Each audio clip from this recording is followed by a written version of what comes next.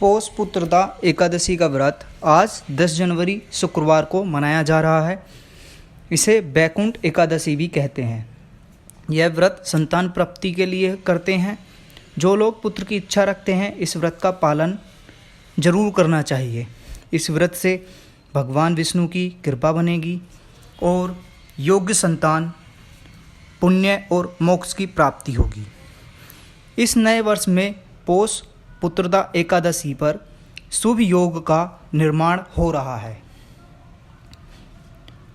भगवान विष्णु जी की पूजा करते समय पुत्रदा एकादशी व्रत कथा का श्रवण जरूर करें।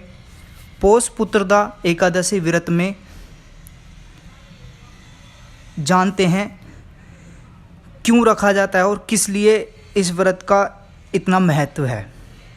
तो पुत्रदा एकादशी व्रत की एक कथा है, उसे ज़रूर सुनें और पढ़ें। एक समय की बात है, भद्रावती नदी के किनारे राजा संकेतमान का शासक था। उनकी पत्नी का नाम सेव्या था। राजा के पास सभी प्रकार की समृद्धि थी और राज्य में धन धान की कोई कमी नहीं थी। प्रजा भी सुखी थी, लेकिन राजा को बहुत गहरी चिंता थी। राजा को कोई संतान नहीं थी। इस कारण राजा दुखी था। राजा अपनी प्रजा के लिए सजग थे। संतान न होने की वजह से निराश भी थे और उदास रहते थे। वह आत्महत्या के विचारों में डूबने लगे। पुत्र की प्राप्ति के लिए उन्होंने बहुत प्रयास किए और यज्ञ भी किया, लेकिन कोई संतान प्राप्त का फल नहीं मिला। राजा वन की ओर चले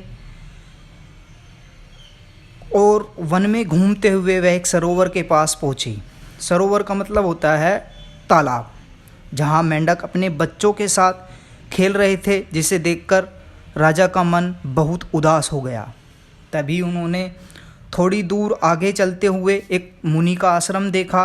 राजा ने अपनी समस्या मुनि के समक्ष रखी। राजा ने मुनि को प्रणाम किया। मुनि ने उन्हें पुत्र प्राप्ति के लिए व्रत रखने के लिए कहा, जिसे पुत्रदा एकादशी कहते हैं।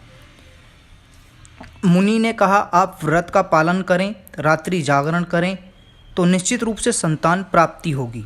इसके बाद राजा के एकादशी व्रत के महत्व के बारे में विस्तार से समझाया।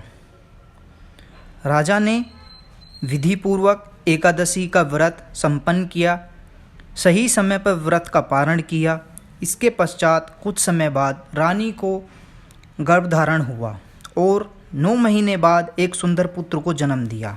आगे चलकर राजा का पुत्र एक महान राजा के रूप में उभरा। धन्यवाद।